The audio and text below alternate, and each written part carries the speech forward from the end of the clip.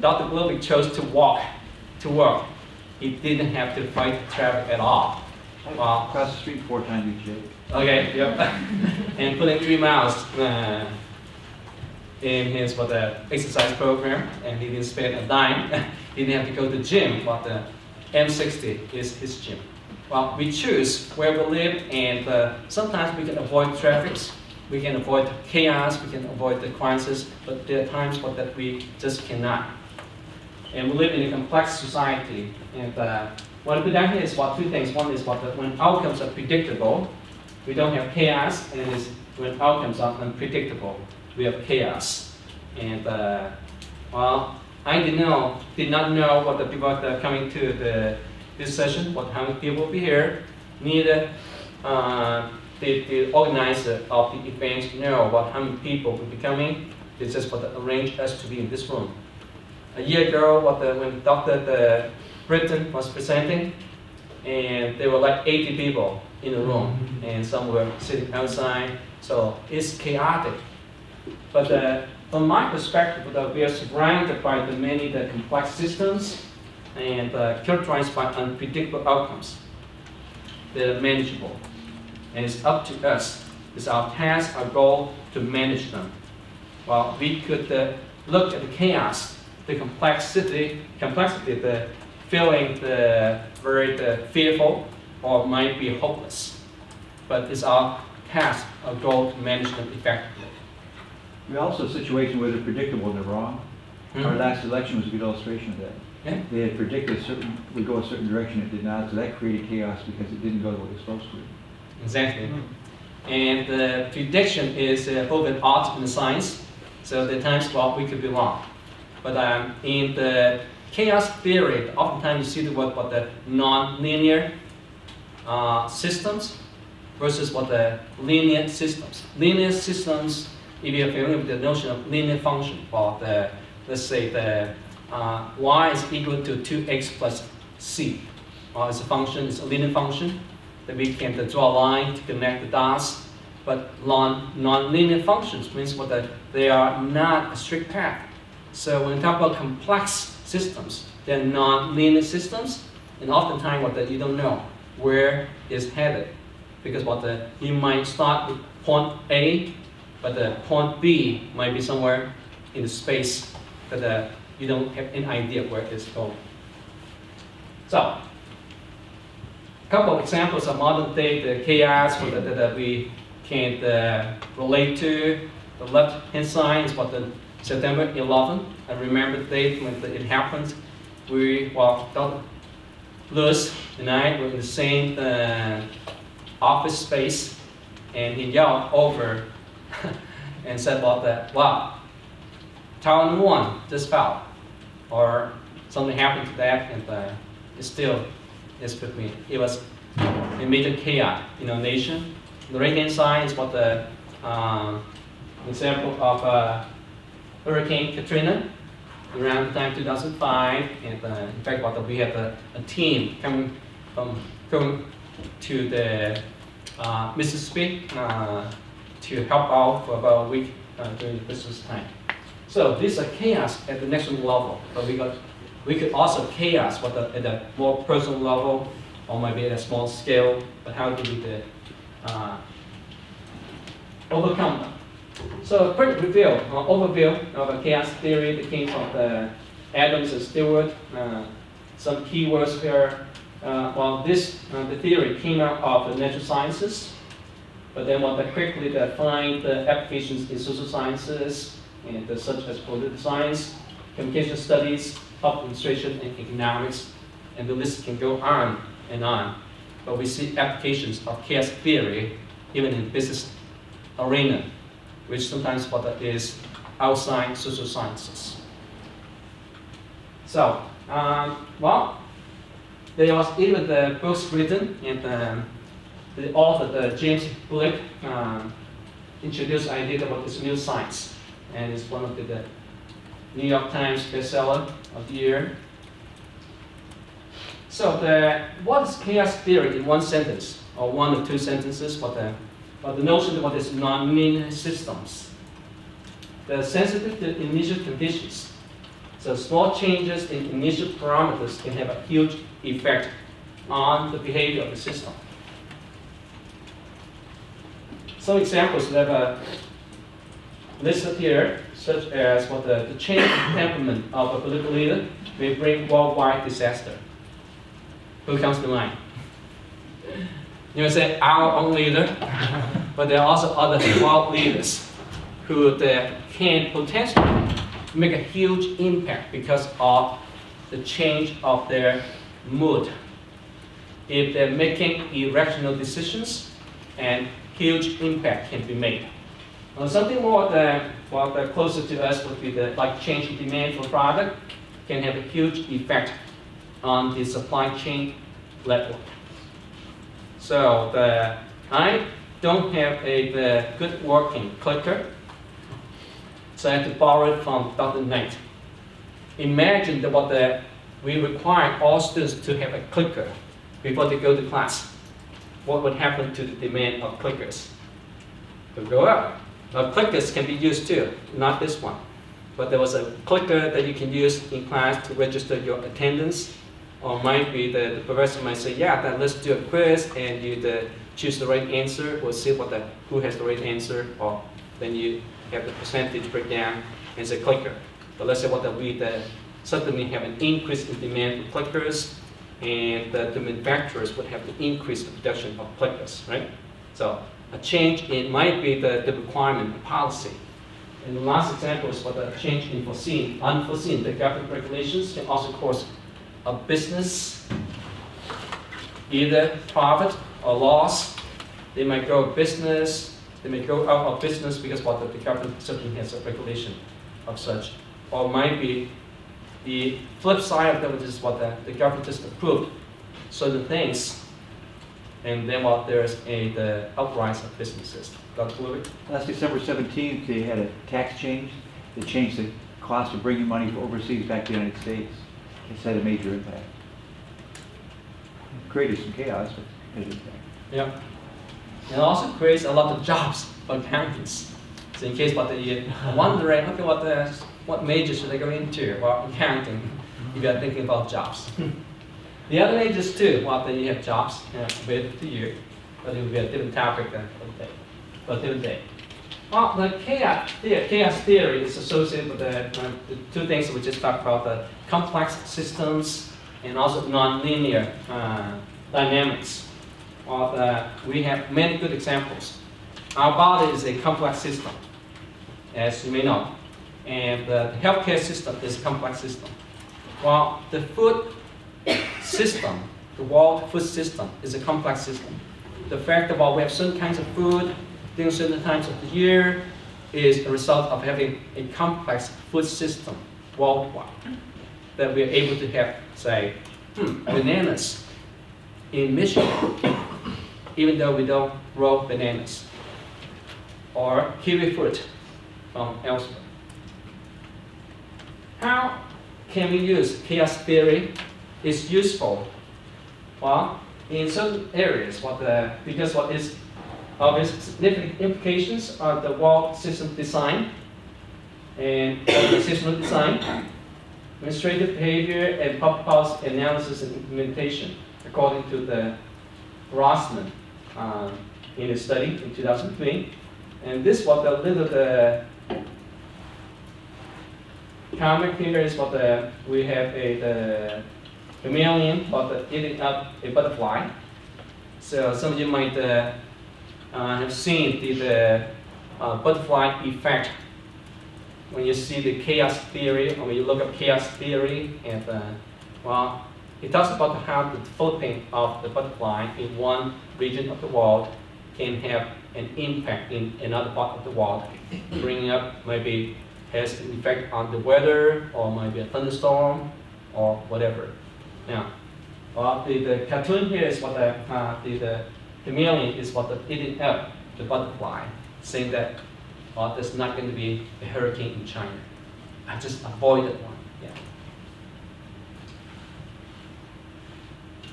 From my perspective, of how useful is chaos theory, or is the understanding that what they are there, chaos. We live in a complex environment, but while we cannot eliminate chaos, we can certainly help minimize the consequences through better planning and also hopefully a quicker recovery. And so keep that in mind as we go. We talk about the supply chain networks and how might be a sudden increase in demand for a certain item can affect the whole network. How many of you were born before 1996? We got 3 professors, 1 guest, 5. And most of you were born after. Do you remember the Tickle Me Elmo toy? In 1996, every child wants a Tickle Me Elmo toy, right? Well, this is what you tickle it, it's going to talk, funny or giggle, and well, think about the demand was driven up. Could be because people suddenly want to see, oh, what a great idea, I need a toy, and well, maybe the manufacturers were not prepared for that. If it's a linear system, that means that there's a set demand. So if there's an X number of customers wanting a Tickle Me Elmo, the manufacturers only make certain number, right? But if there's a sudden change, the fluctuation of the demand, well, think about the stock level, the inventory level. While going from the customers to the manufacturers is going to increase in this variation of fluctuation. Well, a slight change in the customer demand is going to have a big effect on the manufacturers for the inventory level or stock level, because well, we don't know how many customers would actually want one, and also in a complex environment where we have competition too, and that's what you're the manufacturer who can make Tickle Me Elmo, then you have a better chance of success. So how many of you still have one at home, or got to pass it down to you? Mike, okay, yeah.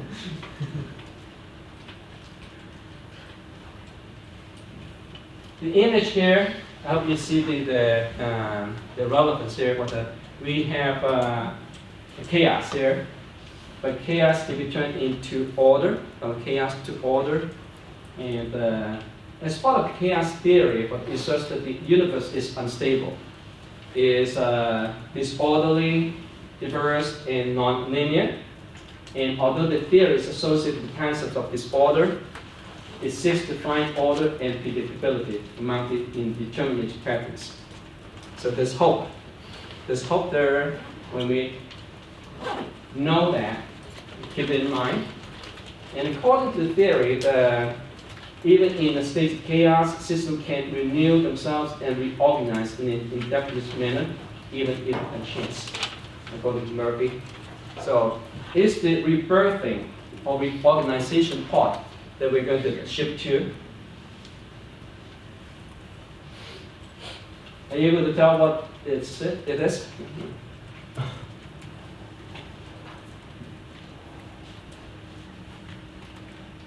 Have a wild guess. Yeah. Do we have anybody that has studied biology? No? These are ants. Okay, they're forming, likely becoming the defense mechanism while being attacked. So they're self-organizing themselves in order to counter the challenge, the chaos that's presented to them. So according to the cell now, it says that through self-organizing new procedures, hierarchies, and structures arise that often appear to be paradoxical in nature. We don't expect to happen, but out of chaos, something better is evolving, basically. Something better is evolving, could be through new procedures, new organization structure, better ways to prevent things from happening.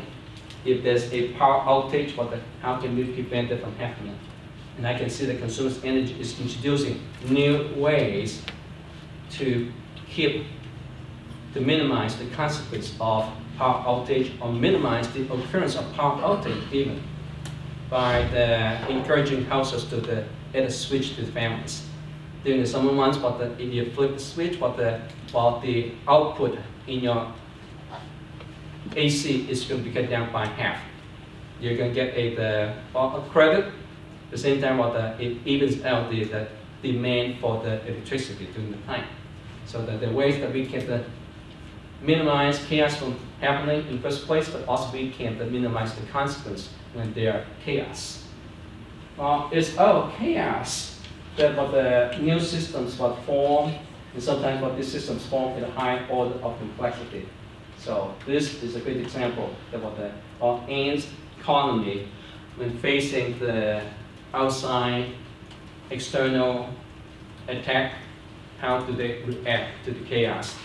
And they form themselves, self-organize themselves into a high order system, so to speak.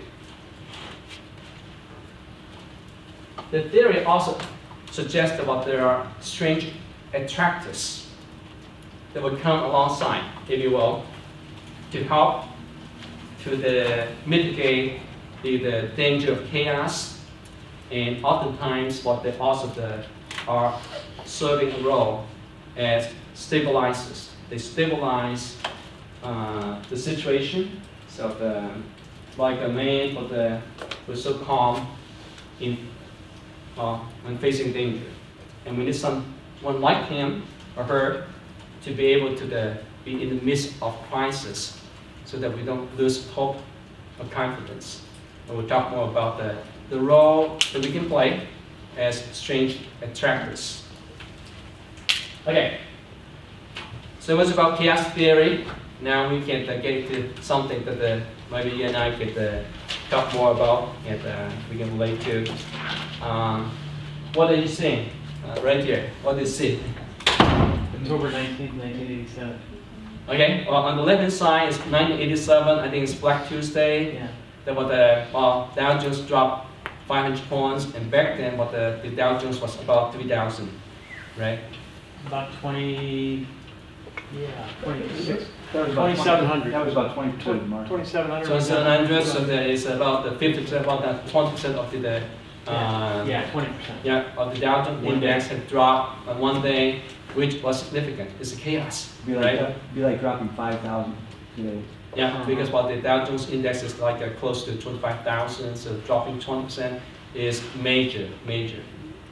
And yet, out of chaos, you can also see that if you look at the historical price graph of Dow Jones for the 1917 to 2017, and you see a lot of ups and downs, and you see a couple of times it's 1920 to 9, and this 1987, and this is probably the 2008, and the times we see major drops.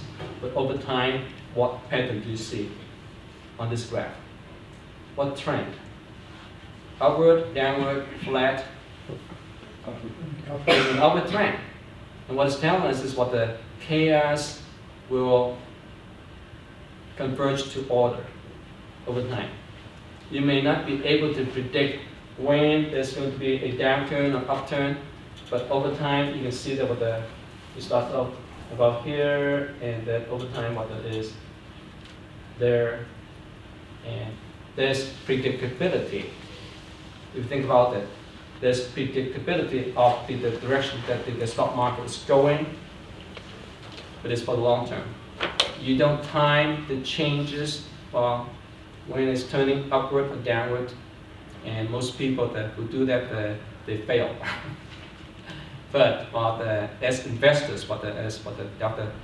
Globig and Dr. Lewis would tell you, you invest for long term, and you just have to trust that the system is going to work out. And in fact, these are great times to buy. If you ask Dr. Globig, everything is on sale. Isn't it true? Everything is on sale. If you believe that there's tomorrow, everything is on sale. Right? What about this? If there's a sudden shortage of gasoline, what will happen to the price? You remember that not too long ago, well, could be long, relatively speaking, maybe 10 years ago now, that the gasoline prices went up to about $5, close to $5. Now we are talking about, oh wow, maybe next year it's going to be over $3. Wow, that is nothing compared to years ago. And back in the 70s, there was a energy crisis that caused inflation. Somehow things get back on track. Chaos, well, converge to order. If you look at that from the perspective of microeconomics, what the price theory and this shortage right here, well, it has a tendency to drive the price up until we have an equilibrium. Versus when there's an excess surplus, then it's overpriced, and the people with the kind of decrease the quantity demanded, and then we also go back to equilibrium. Well, our system, economic system, has a tendency to converge to equilibrium, even though oftentimes we might have unexpected changes.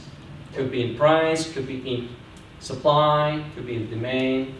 And if there's a new product that came out that compete with, say, the computers, handheld devices, then the demand for these devices would drop to give room to the new device, right? So it's up to you to come up with the new devices or to respond to those new changes.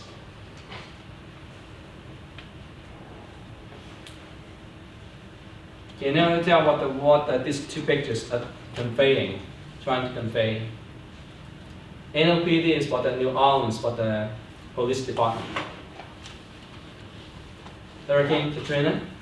On the left-hand side, they were in the middle of the hurricane. In fact, the New Orleans, for the police department, were totally unprepared. They were prepared for some crisis, but not something like that. In fact, the headquarters were dislocated because of hurricane, as well as 3 regional centers that they can dispatch their police officers. In fact, some police officers, probably the 15 to 20% of them, they didn't know what to do. In fact, they shifted their priorities. Well, they were concerned about families, and they were involved in the things that they should not be involved in, just like any other ordinary citizens facing chaos. But, NOPD evolved into a much better organization because of the crisis, because of chaos. And they learned from the chaos, and they become better. And they know how to be better prepared in advance. They know that they need to collaborate with other agencies. And out of the crisis, there was a strange attractor, or there were strange attractors, as suggested by chaos theory, that's in the form of U.S. Army that came alongside. They came to the rescue. Well, 1982. Well, probably not too many of you were around, but I think we were around. We remember the tapering of the Tylenol bottles, leading to 5 deaths. And what did the Johnson & Johnson do in the midst of this chaos? Oh no! Well, if you pull all of the Tylenol bottles in the marketplace, what will happen to your bottom line? Finance major.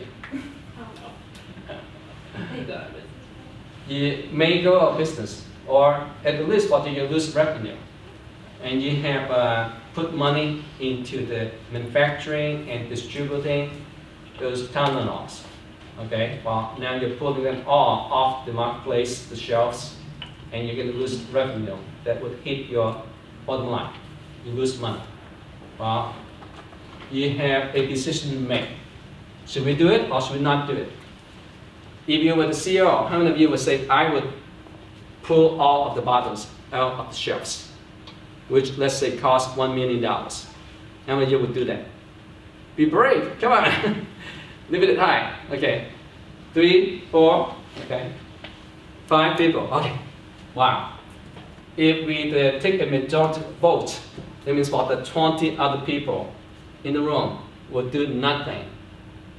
Or just take a chance. Might be the only 5 such bottles out there and the only 5 deaths will result. The CEO, the management that chose to do otherwise. They pulled all of the bottles and they emerged into a much stronger company today. It's still around, Johnson & Johnson. In fact, they quickly recovered from the chaos. But it's because they believe that their first priority is to serve the customers,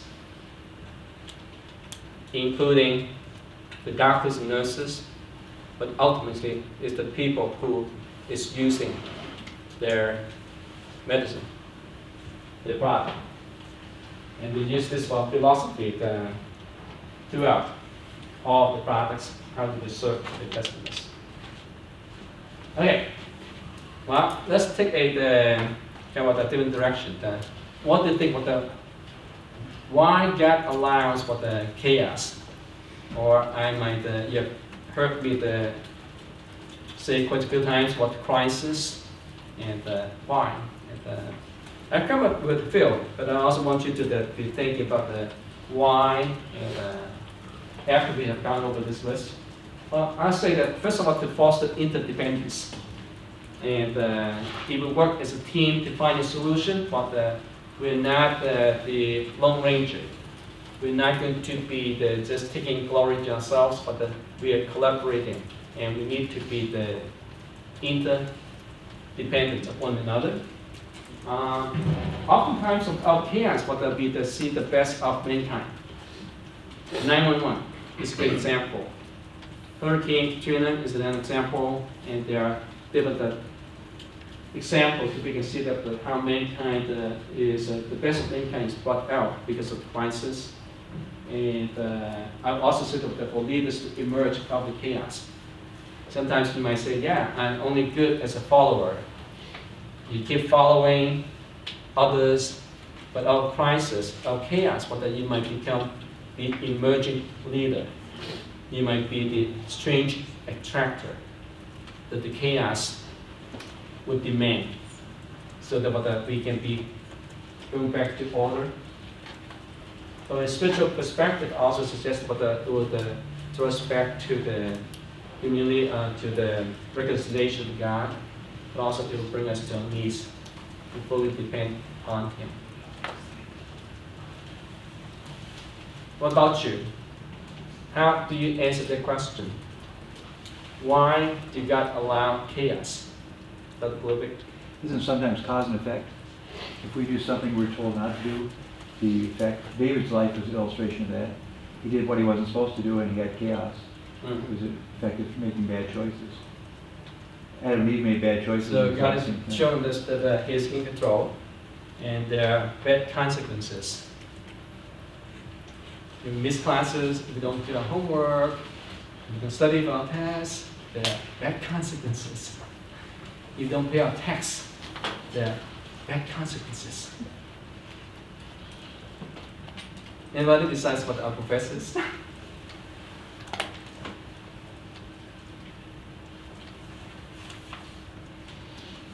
Anna, what do you think? Well,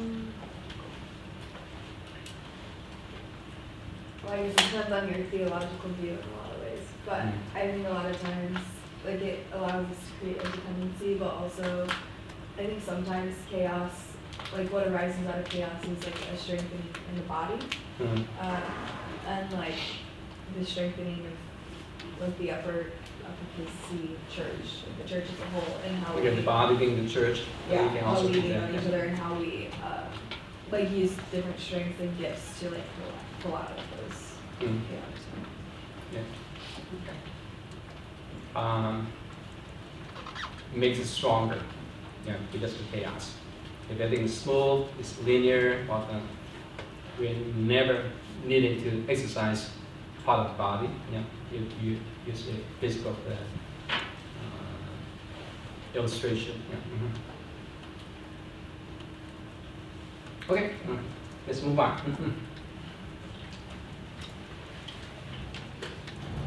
I'd like to look at the from a different perspective of what are the proper ways to the view chaos and chaos and crisis. But even though it's kind of debatable, and I'm going to use it anyway. And crisis, what in Chinese character is Wei Ji, and these are the Chinese characters. And it's made up of two parts, Wei and Ji. Wei is what the danger. So the first component is danger. But the other component is opportunity. So out of every danger, there's an opportunity. So it depends on how you view the crisis, the chaos, the danger. If you look at it as an opportunity in disguise, but the danger can present opportunities. And what kind of opportunities you may ask? I've listed several. One is is an opportunity for us to serve others, serve one another. It provides an opportunity for us to provide leadership to others. We talk about emerging leadership. You may always be a follower, but suddenly you are leading from the bottom, you're leading from the middle, and you're leading those who are under you, next to you, and even above you, because of your leadership is emerging to bring the love of God and to improve what we're doing. So we always do the same thing, repeatedly. But when we are thrown out of the loop, we need to find new ways to solve problems. And I also suggest we are to be the co-creators of solutions. And God gave us a good mind to solve problems. In fact, it can point us back to the liberal arts education. We are problem solvers. We critically think, and we're great communicators as a result of the liberal arts education. But we are co-creators of solutions when there are crises that emerge. Okay, a few more slides, and then we'll open it up. Rudy Giuliani, and he was the mayor of New York City during the time of September 11. And this is this quote. It says it is in times of crisis that the good leaders emerge. In the business school, Mr. Statement is about equipping leaders to serve. I believe that servant leadership is the foundation of crisis management. It is the foundation for the leadership during a crisis. And on the right-hand side, you can see what are the components. And one is being calm, right?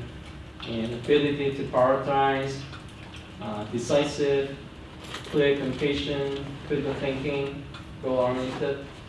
The servant leadership of self-aware, humble, integrity, result-oriented, foresight, listen, doesn't abuse authority, intellectual authority, collaborative, trusting, coach, resolve conflict. You can be a great leader, but it's crisis like that would bring the best out of leadership. And the servant leadership is the foundation. It's the foundation of leadership in crisis. And if you're not a servant leader when there's crisis, it's unlikely that the people will follow you. Jim Collins, who wrote the book From Good to Great, and he documented the 11 companies that went from being good to great. They went through a lot of organizational development. They became better and better, and he also talked about on the fifth level of leadership, when you combine humility and will, you become a fifth leader of level 5 leadership is when you combine humility and will. And companies have gone through that as they develop into better and better organizations. So these two pictures can summarize what we have gone through a lot, but in terms of emerging leadership and also the learning organizations. Spring Arbor University is a learning organization. We hope to become better and better. Consumers Energy is a learning organization. It's going to be better and better in serving its customers. But in the midst of chaos, we have leaders who emerge. So, what's some of the takeaways?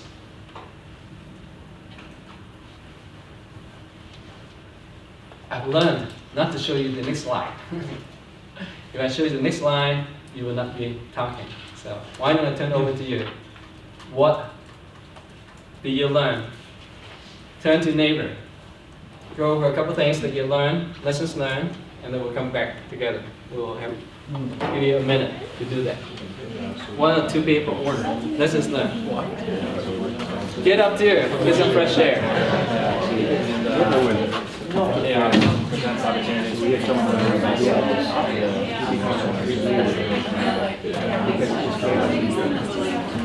What are you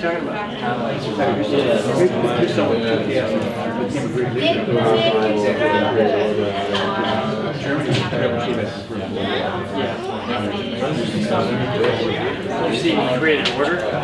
Can he also create kindness? Well, there was order. No, I wasn't a servant leader. I know it. I was just kind of throwing it out. There's even that TV show where they was kind of like it was called Chaos. The evil organization was called Chaos. Do you remember that? Oh. It was kind of like the CIA, and then it was a comedy. It was on TV. And you don't know what I'm talking about. Oh, okay. The guy went in a phone booth.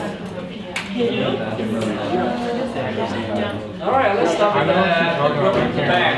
The evil organization. What's one lesson learned? Take away. One maybe take away from your group here. Yes, a couple. Okay. So we talked about how chaos can. Justice talked about how chaos can eventually lead to order, and then like as a group we talked about how it can improve the system as a whole. But it's just like how you view chaos. So Okay. it can either, you know. How you view chaos can determine the approach, and the results, but something good can come out of it if you allow that to happen. Okay, good. You said a couple, so then you have a second one you want to share?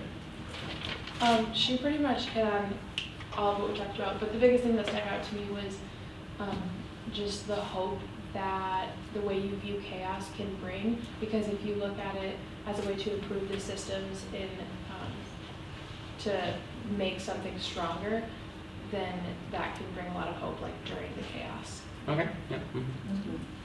Your the mindset, yeah, your outlook, yeah. Okay. What about people here? We sort of talked about that chaos sort of forces the best out of a group of people, so it sort of raises the cream of the crop to the top, which is kind of, it sort of goes off of the point that you said, that God allows chaos so that leaders can emerge and you get the best out of mankind. Okay. And the question is, are you willing to be that person? We'll see. Get the best out of might be the system, getting the best out of the organization, but sometimes it takes one person to be a leader, Yeah. right?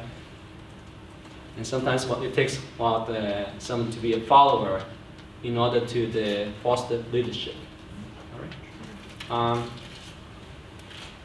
Right there. We kind of said that like opportunities and chaos and order kind of go hand in hand together, but like opportunities come from chaos.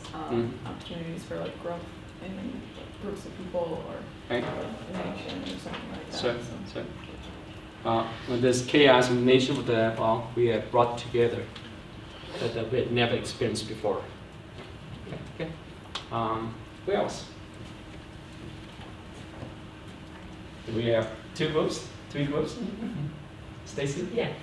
So me and Hannah sort of talked about how nothing was super linear, so even after like Black Tuesday and how everything crashed, it sort of just worked in a trend upward, but the whole time, like nothing was sort of guaranteed. It like had sort of hits and it went up and down like throughout the whole thing, but overall it was like an upward trend. So how just nothing is sort of predictable through all of it, and how every little thing, even with the butterfly effect, like every little thing impacts everything. Okay. Good. What else? Is there something to offer, to contribute? Lucas? The example that kind of comes to mind is like when ISIS was kind of like in Paris, like when the bombings and stuff like that, how nations come together when chaos happens, and it kind of build like new relationships and better relationships and stronger, like build stronger relationships through chaos like that. And the relationship is also going to be the bridging across nations, not just for the within the country. Good example. Yeah. One final thought before we look at the slide. Jim? Kind of a question more from a psychology point of view, Okay. and how chaos affects you personally. It creates a lot of anxiety, Stress. which is Yeah. unavoidable. But if you're prepared and have a set of tools, or you have someone else that can help you, there's faith that you can work through that. Sure. We can be better prepared for tomorrow. And the rainy days is around the corner. But how do we then, are we better prepared, or are we just sitting here and waiting for things to happen? Sweet. Okay, I have several points here. Small decisions can have a huge and unpredictable consequences sometimes. And it's a natural law almost about there are things that we should never do. You should never put your hands in the fire. There's consequence. However, but we should not let the short-term chaos, which oftentimes is what is perceived to be negative, to blindside us of the long-term impact of order, which is positive. So if we focus too much on the short-term, or whether it's stock market, whether it's chaos that is happening around us, we lose hope and confidence, and we don't do anything, or we're stuck. But what was the long-term perspective that can come out? Are we willing to be the strange attractor that serves other people sacrificially? Last but not least, as organizations, are we eager to adapt to changes so that we can be better than yesterday? Lastly, let's go beyond chaos to order, but might be the chaos to Christ, who is the source of peace and calmness and order. Now, for those who are, I have the references to it, and you're going to have the slides. I'm going to send it out to you today. But for the serious learners of chaos theory, I suggest 3 topics to further investigate. Go online, Google, go watch some YouTube clips. One is on the butterfly effect. The notion is behind every chaos, there is the chaos, there's a cause. And 2 is what the Mandelbrot said. It may not come easy. It's a mathematical concept, and it talks about the recursive or iterative function, and you might think about the boundaries on this, the Mandelbrot set, but actually when you go to the boundary, it becomes a new development. It keeps going on and on indefinitely. Finally, is the notion of bifurcation. You take a different path, and you don't know what the path is going to lead to, because each fault is going to lead to another fault. Danke, 谢谢, Marcia, thank you. But we have time for Q&A. Maybe a couple questions that we'll finish up.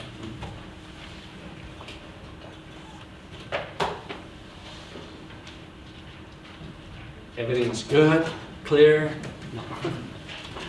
What are your thoughts on the topic? some of you have attended some other sessions. What remarks you'd like to share with the other students after you've been through the sessions? What do you learn from the other sessions?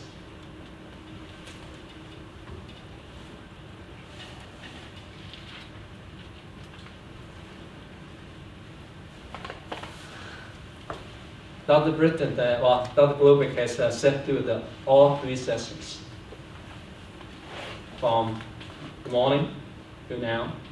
When I'm going to ask him, well, maybe he wants to share a little bit, his perspective. All of it, if you got clear direction where you expect to go, it makes things much easier. And you have some idea how to respond to things versus letting things happen to you, you have a plan how you deal with it. I think that's really come through in all of this. Okay. And you have a plan how you respond to those things. How we respond, and then you know your direction. And you cannot change the destination overnight, but you can change your direction overnight. Our mindset is important. Our preparation, the notion of servant leadership, is a foundation for leadership in crisis. I want us to kind of hold on to this idea and how we can be better developed as a servant leader. Because you don't know, when there's a crisis, when there's chaos, and when people are fearful of the unknown, your calmness can be a stabilizer. You can point people to Christ because of the chaos, but also because the people see Christ through you. I think of an illustration back in my early 20s, my fiance at that time came to visit me, and she backed out, and so the kid didn't get out of the driveway like he was supposed to. She ran over him. And there's like 20, 30 people that come around, adults and everything. I just started telling them what to do because they need to do certain things. And they called 911 and everything, took care of it. But they need to have somebody, the rest of them just all standing around, jabbered, didn't know what to do. Just made a choice. Well, the kid was, by the end of the night, was back home and running around again. But still at the time, people were afraid to make a decision. They just was almost, frozen. So having someone just willing to say, okay, you do this, you do that, I told everybody what to do and they did it. That worked out well. So just somebody's being able to respond to the next best thing that needs to be done is take care of somebody. With the right word and right action, we can minimize the consequence of the chaos. In fact, something good can be coming out of the chaos. Yeah. People benefit from that. Yeah. Or maybe one thought from a student, and then we'll end the session.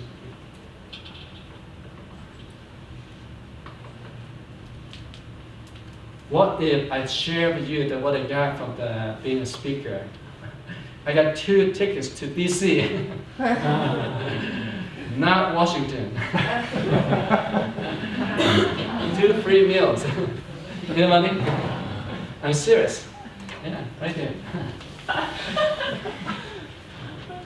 They thanked me before I gave the presentation, just in case I changed my mind, or just in case I didn't do a good job. They didn't want to embarrass me. Okay, one thing that you learned. You care to share. Yes? This one kind of tied into one I went to earlier. That one was talking about how chaos is purposeful, God creates, God has a purpose with chaos, and I think kind of with this, there's opportunities through chaos and stuff, and there's purpose with it too and stuff. So I think it kind of tied in together. Very well said. Thank you for being here.